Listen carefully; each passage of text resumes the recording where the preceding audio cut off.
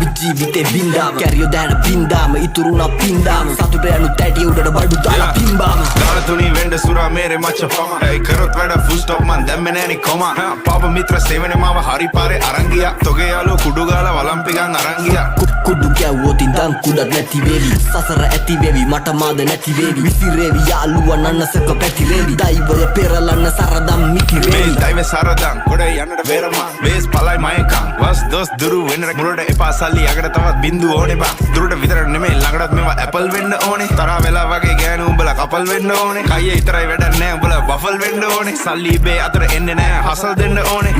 මුනුන්ට කියලා දීලා පුකක් දෙන්න ඕනේ